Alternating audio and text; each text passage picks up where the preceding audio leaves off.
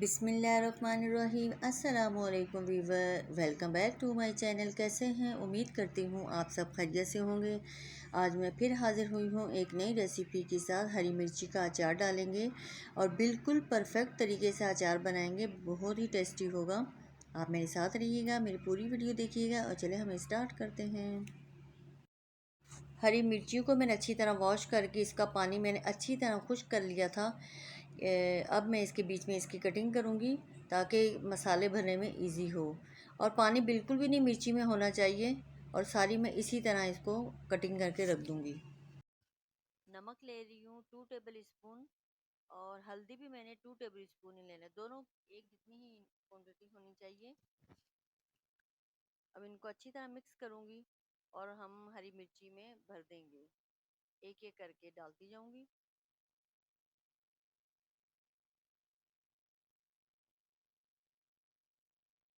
इस तरह ये करके मसाला डालेंगे। और हमने बिल्कुल भी नहीं सफ़ेद ज़ीरा, खुश्क धनिया कुछ भी और मसाले नहीं, सिर्फ दो से ही हम हरी मिर्ची का अचार बनाएंगे, दो मसालों से। इस तरह करके मैं सारे मसाले मिर्ची में मसाले में भर के रख दूंगी।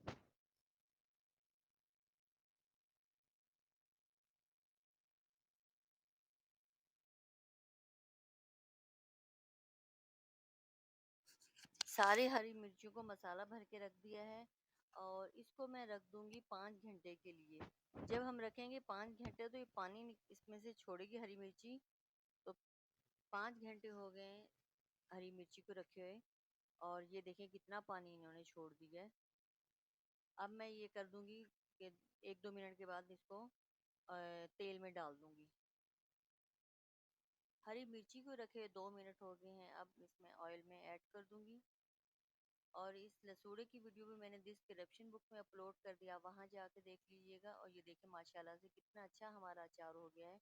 उस वक्त था थोड़ा थोड़ा कच्चापन था, लेकिन अब बिल्कुल परफेक्ट हो गया है।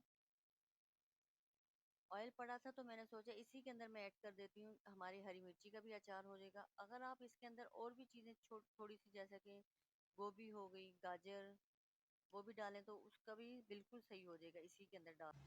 हरी मिर्चियों को अच्छी तरह मिक्स करके इसको रख दूँगी 3 दिन के लिए, फिर आप खा सकते हैं। और ये है कि आपने चमचा रोज़ चलाते रहना है।